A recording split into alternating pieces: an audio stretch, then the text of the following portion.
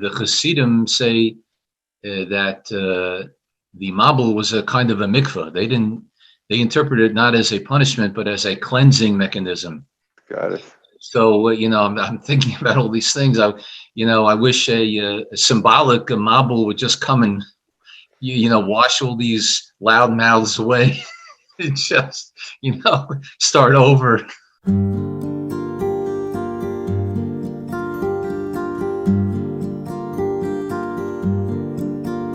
אלוהי,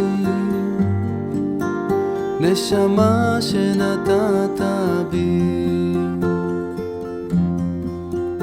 טהורה. We are studying the Netivot Shalom, and we are in the book of Bereshit commentary, the Rabbi Shalom Noach Berzhovsky's commentary on the Parsha, the late Zichrono Livracha. And this is Parashat Bereshit, and we are in Parashat Noah, and we are on page Nun Aleph. We're just going to start a few lines down from the beginning of the first column.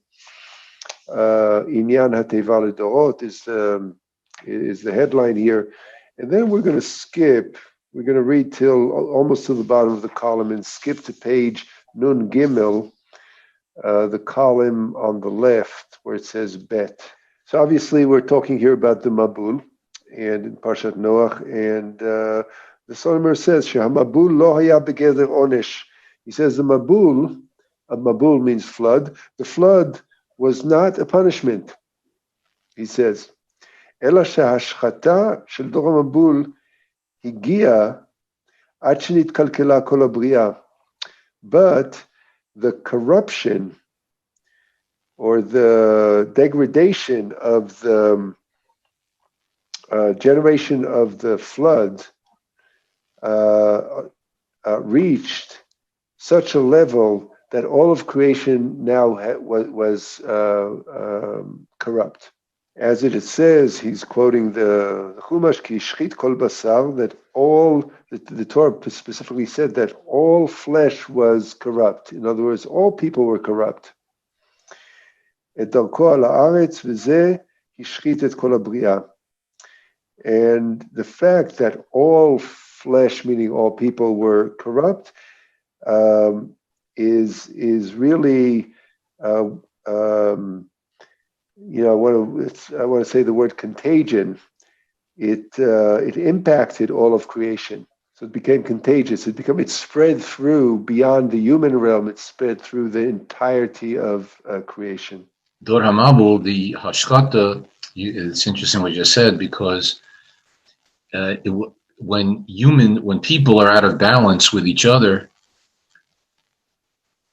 we are actually a part of the universe. So Mamela, automatically, this extends to the universe itself, to nature itself. It throws nature out of balance, and that's the whole story of the flood.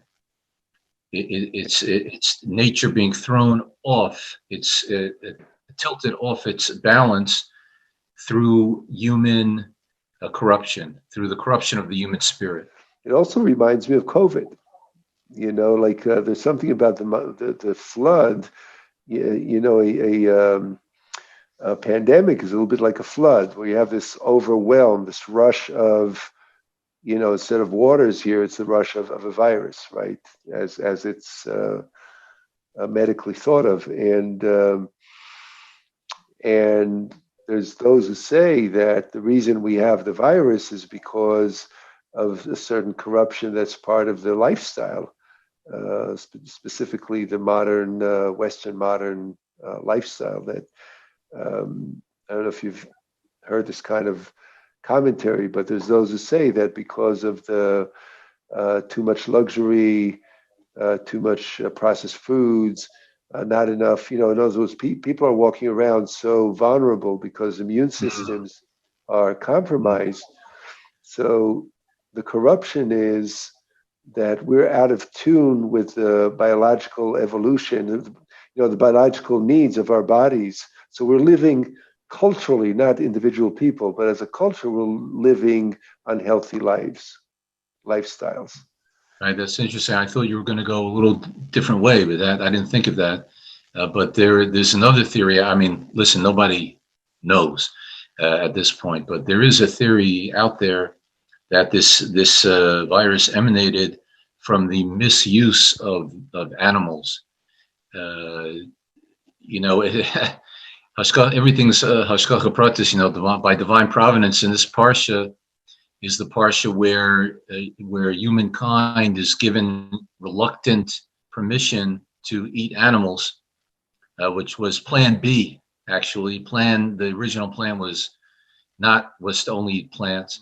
And here we have a situation where, you know, all not just domesticated animals that are traditionally used for meat, for beef, but all sorts of exotic animals are used. One theory is that it came through. That's right. That way. So the misuse of, again, the being out of touch, being out of sync with the proper being in harmony with nature. That's right, and you're, just to clarify, that you're referring to that originally in Bereshis and in Genesis, we are told to only eat plant-based food. We're not created to eat animals. Correct. Right. We know that from the story of creation. It's only later that God, as he said, reluctantly. So the original intent was for humans to live in harmony with nature as vegetarians or vegans, we can say. Correct, and we're constantly saying the downside of what happens when we are falling back upon the plan B of meat eating, that it can result in environmental problems, health issues, and if it comes out that this was a result of some kind of a cross workings with a bat or who knows what that they're selling in some of these places, further evidence that this isn't the best way to live. That's right. Harmony. So we'll continue. As it says that God sees that the land sees the land, and the land is corrupt. So, you know, what he's pointing out is that the language of this Chumash is very clear, that this is not only human corruption, but this corruption that's spread into all systems of life across the land. And God saw that the entirety of creation was corrupted, degraded, until it cannot exist anymore. Until it's unsustainable. So God is looking at an unsustainable condition of the world. And as it says in the Midrash, in Bereshit Rabbah, she'avru al avodah zara gilui arayot ve'shfichat damim, that the people who lived at that time, they transgressed in three categories that are considered the most severe categories in Jewish law, and that is worship of things other than God, or what we call idol worship. Gilui arayot, which means sexual impropriety or misconduct, or, you know, it's another way of thinking of sexual abuse, you know, or the abuse of sex, right? The shvichut damin, which is murder, basically the taking of a life. And apropos, this again could be the taking of life of another human being, but also the taking of the life of an animal, right? I mean, it's typically shvichut damin is not related to taking the life of an animal, but as we were just talking in that context, you know, it's one may extend, you know, that thought towards animals as well. Yeah, I mean, literally, it's the spilling of blood. The spilling of blood. Right, the blood represents the spirit or soul of the creation of a sentient being.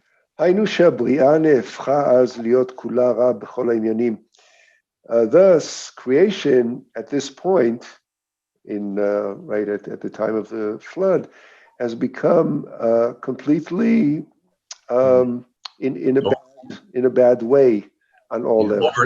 Overturned. Yeah.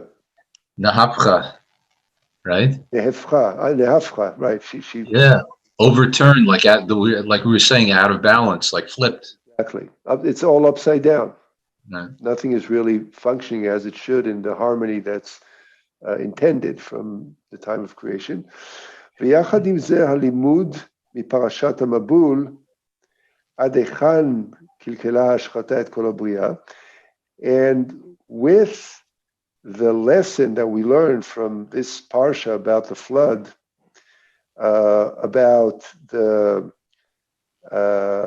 extent at which the corruption, human corruption, affected the rest of creation.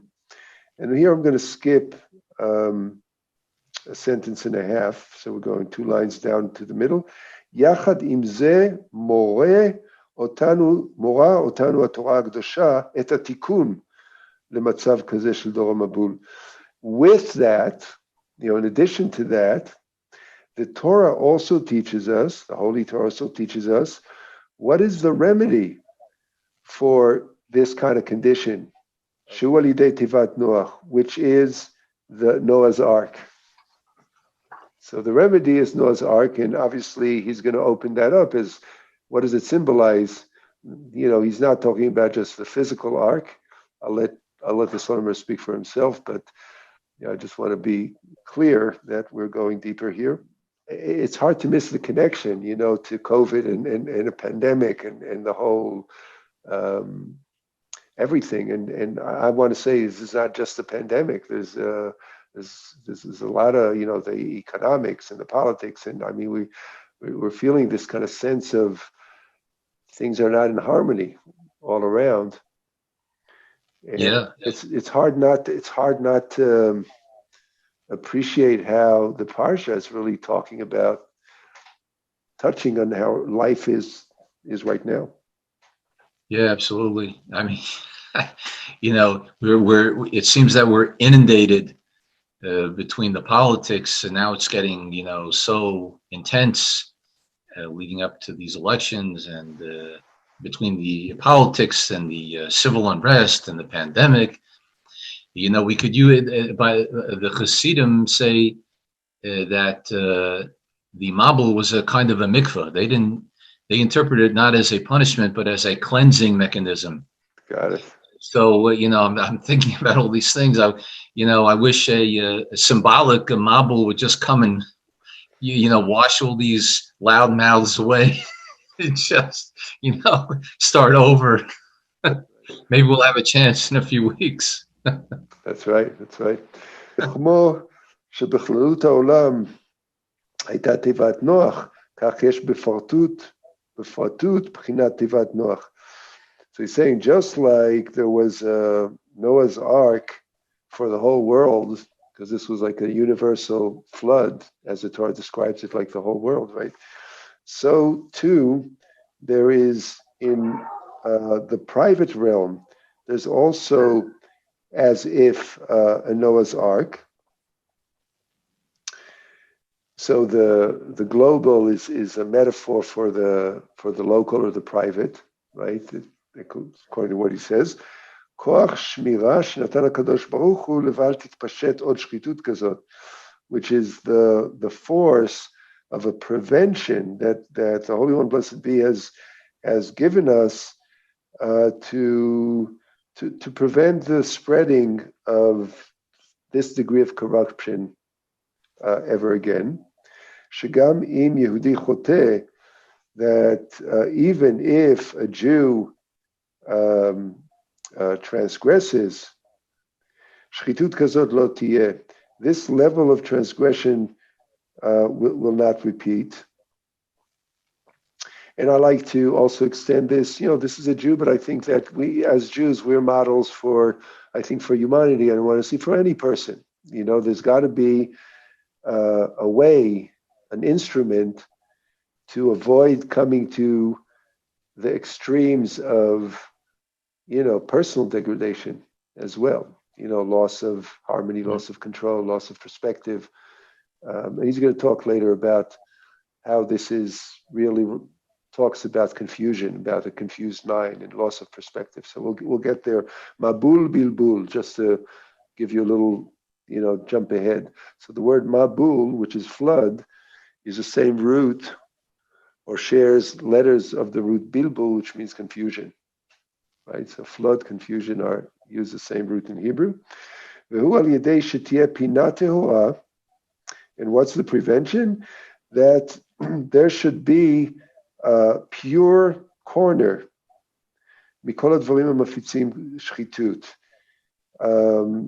that is devoid of all those things that spread around corruption. Right? And that's right. The idea of the teva, a place of refuge, the construction of a personal place of refuge within our minds, and the nature of that place of refuge. What is that teva? I'm sure the Slonimer will get into that, but that's the idea that's the antidote. That's the remedy. The remedy is a teva, an ark, a place of refuge. ויש לומר כמה דרכים על דרך העבודה בעניין תיבת נוח השייך לכל אחד ואחד. And we can say talk about several paths in as it relates to our spiritual work that are symbolized in Noah's Ark. And these are paths that belong to each one of us, to each individual. לכל אחד ואחד. כדאית בזוהר הקדוש שנוח מרומז על שבת קודש. So it's brought in the Holy Zohar that Noah is a hint or symbol for the Holy Shabbat. And here's the Aramaic of the Zohar. Devahai yom anaycha te'ilae v'naycha letate. So on this day of the Shabbat, it's a day of rest above and a day of rest below, meaning spiritual as well as physical.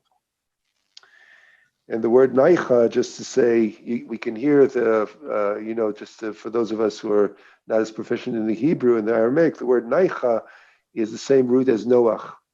So Noach is the same root as naicha, which means to rest. Right?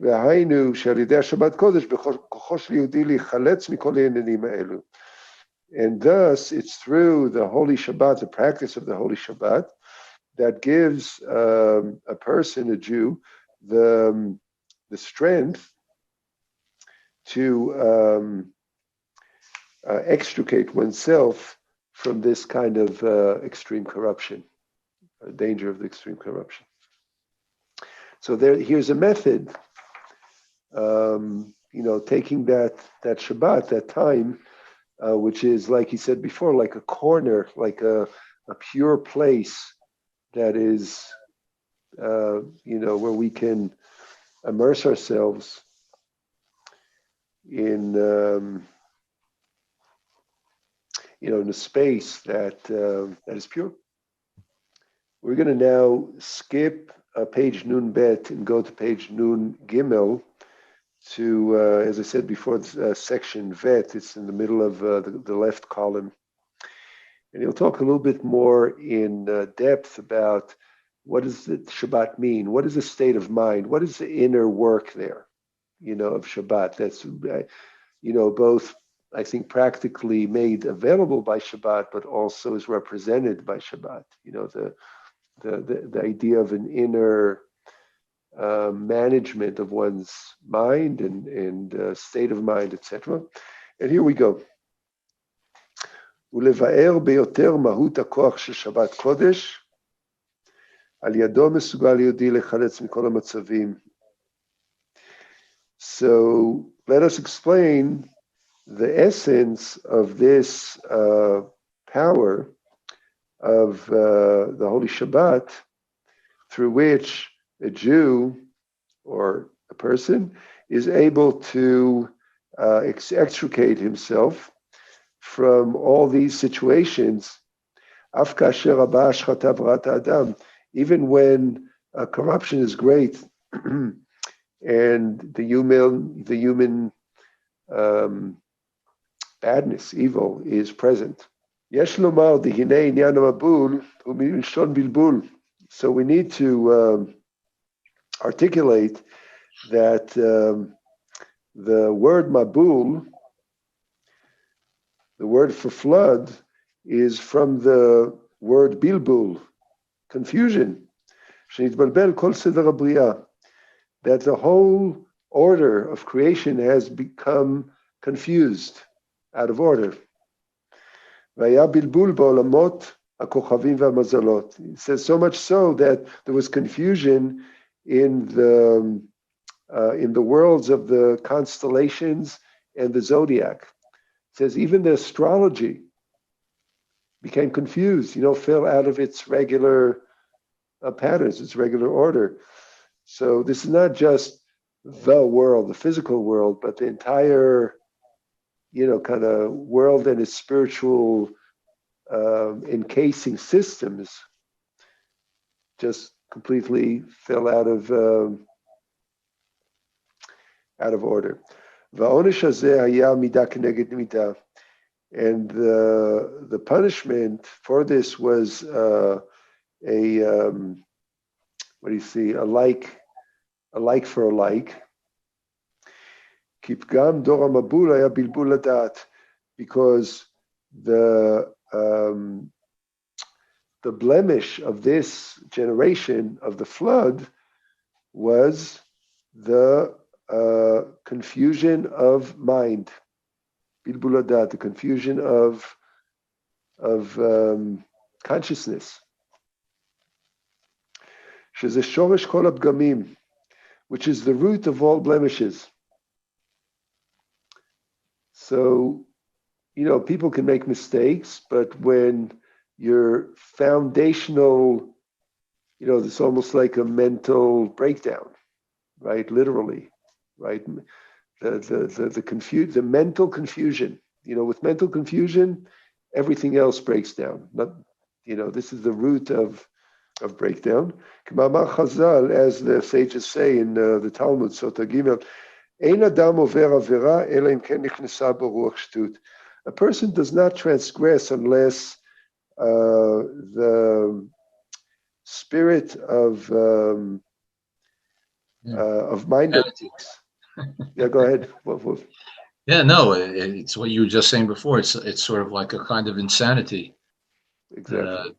A person, if a person's thinking clearly, it also means to turn to the side. Actually, this shtut, ruach shtut, but to turn to have a clouded view, which builds up over time. The schmutz on the dish. It takes time to build up the film, the greasy film. A little thing, and then it ends up with a ruach shtus, and this leads to a filter that is, through which we're not seeing things clearly, and it's a slippery slope from there. Right. And pun intended, flood and slippery slope and all right. that. So it's like. וכידוע דשורש פגמים אלו של השחתה קשורים למוח הדעת. And as we know, the root of breakdown, of this kind of breakdown of corruption, is related to the mind of consciousness. והתיקון לבלבול הדעת הוא על ידי יישוב הדעת. And the remedy for the confusion of mind is the settled mind. As interestingly, it comes back to the same teaching we discussed last week about the settled mind, or you called it the oriented mind. I like that. Mind that's properly oriented, right? Or properly settled, or the wise mind. I think we talked about it from different aspects also, like, that you have spiritual knowledge, you learn Torah, you learn wisdom, you learn, Right. So it orients you. ועל כן השבת קודש הוא תיקון לפגמי דור המבול. And that is why the Holy Shabbat is the remedy for the breakdown of the generation of the flood. כי השבת קודש הוא המקור והשורש של שוב הדעת, because the Shabbat, the Holy Shabbat, and the practice of Shabbat is the source and the root of a settled mind. וכלשון המדרש, and as the Midrash says, על הפסוק ויחולו השמיים והארץ, and as the verse in Bereshit says, and the creation of heaven and earth was complete. כל זמן שהיה עולם תוהו ובוהו, לא נראית מלאכת שמיים וארץ. So the Midrash says, as long as the world was chaos and void, the creation of heaven and earth could not be seen. It was hidden. כיוון שנעקר תוהו ובוהו מן העולם, נראית מלאכת שמיים וארץ.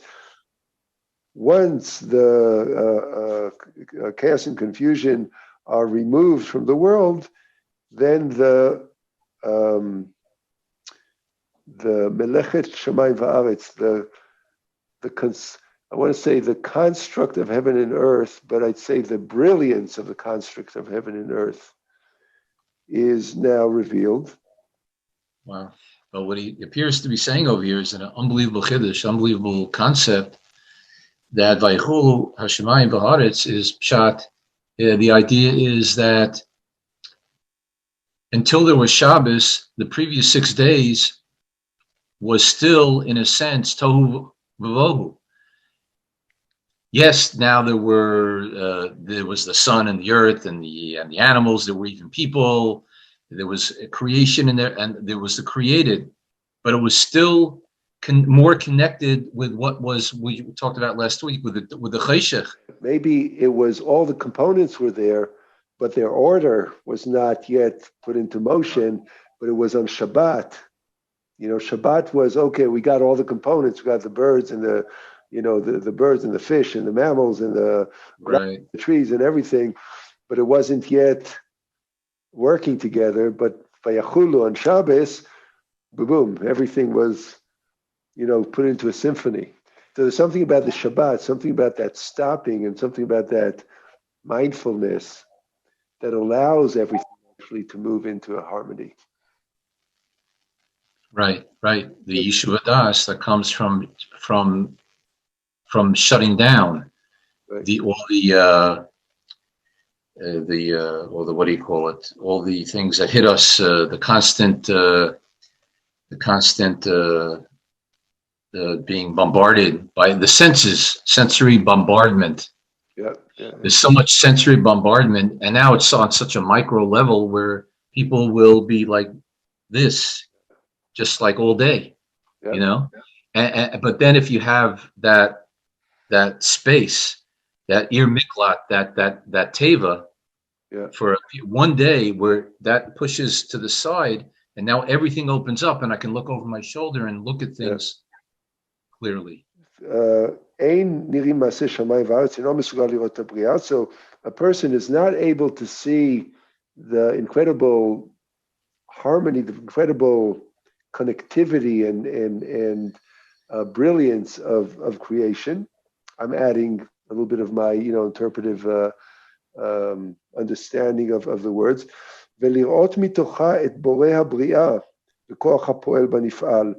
And to see from it the creator, the force, the coordinating force behind all of that, and the power of the creator within the creation, or the doer within the result.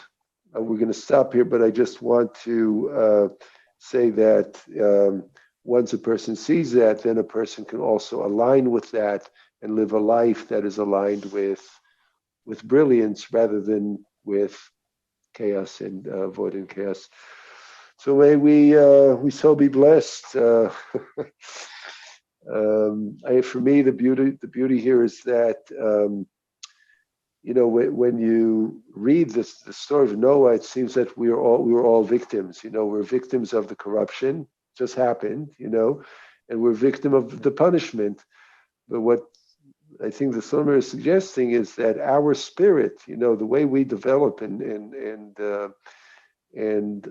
align ourselves with a greater force and a greater beauty and a greater understanding of the goodness, the potential for awesomeness, so we can impact. This is the fixing. This is the remedy for.